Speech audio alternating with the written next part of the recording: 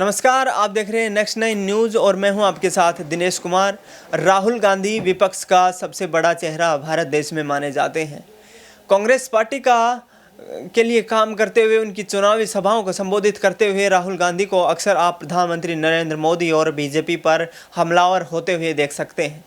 जिस प्रकार से अभी वर्तमान में 5 राज्यों में विधानसभा के चुनाव हो रहे हैं, महाराष्ट्र से मध्य प्रदेश से लेकर राजस्थान और तेलंगाना से लेकर छत्तीसगढ़ होते हुए मिजोरम तक लगातार राजनीतिक कार्यक्रमों में शामिल होते हुए राहुल गांधी ने प्रधानमंत्री नरेंद्र मोदी और बीजेपी को करारा हमला किया है कि मैं बीजेपी से लड़ता हूं। 24 घंटे मेरे ऊपर वो केस लगाते रहते हैं। 24 केस लगाए मेरे ऊपर। ఏ మాత్రం బీజేపీ మీద నేను కొట్లాడినా 24 గంటల్లో నా మీద కేసు అవుతుంది. 24 केस लगाए मेरे ऊपर। 24 కేసులు నా మీద పెట్టిన పరిస్థితి ఉన్నది. मेरा घर छीन लिया, ఇల్లు తీసేసుకున్నారు, मेरी लोकसभा की मेंबरशिप रद्द कर दी, నా యొక్క లోక్సభను కూడా తీసేసిండ్రు. घर छीना, मैंने कहा ले जाओ, तुम्हारा घर मुझे नहीं चाहिए, ले నాకు घर లేకపోయినా తీసేసుకోండి అని చెప్పినా మీరే నా ఇల్లు అని చెప్పి దేశమే నా ఇల్లు అని చెప్పి నేను వెళ్ళి బయటికి వెళ్ళినా.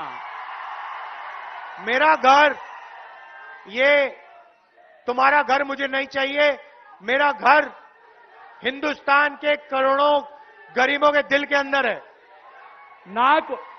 నాకు మీ ఇల్లొద్దు, నాకు మీ ఇల్లొద్దు.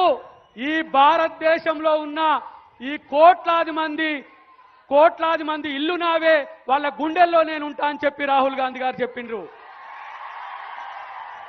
बीआरएस के नेता केसीआर पर एक केस नहीं है। బీఆర్ఎస్ కా నేత ఇవాళ మన ముఖ్యమంత్రి గారు ఉన్నారు, ఆయన మీద ఒక్క కేసు కూడా లేదు. ना सीबीआई, ना ईडी, ना इनकम टैक्स।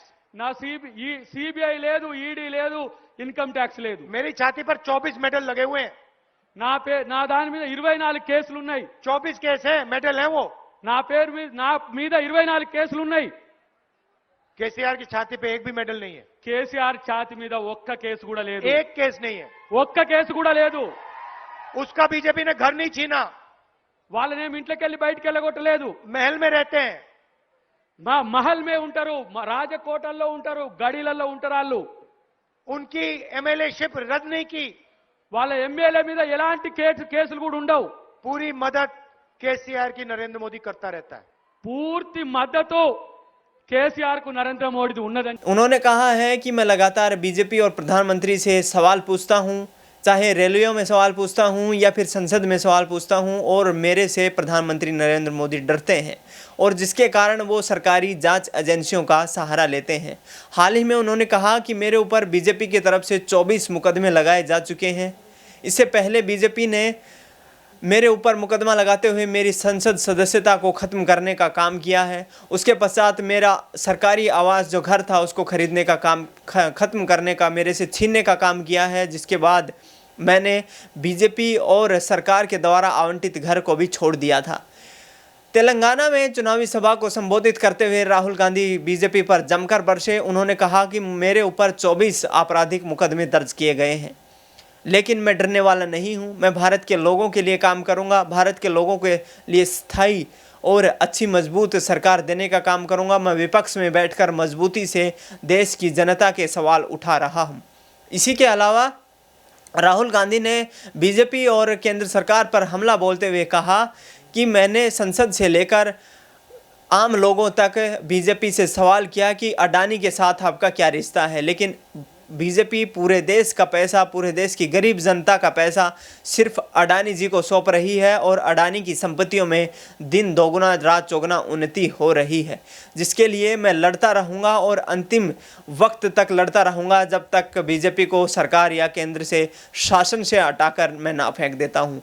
उसी के अलावा उन्होंने कहा है कि बीजेपी के साथ मिलकर तेलंगाना में बीआरएस भी उन्हीं की पार्टी के रूप में काम कर रही है, अतः आपको बीआरएस से किसी भी प्रकार की कोई उम्मीद नहीं करनी चाहिए। बीआरएस ने पिछले 5 सालों में बीजेपी के साथ मिलकर तेलंगाना को लूटने का काम किया है। बीआरएस किसी भी हालत में तेलंगाना में कोई भी सरकारी योजनाएं क्रियान्वित नहीं कर पाई और जिसका खामियाजा तेलंगाना के लोगों को भुगतने का मिल रहा है। उन्होंने कहा कि कांग्रेस शासित प्रदेशों में हमने लगातार जो गारंटियां दी हैं उनका पूरा करने का काम किया और हम आगे भी लगातार काम करते रहेंगे।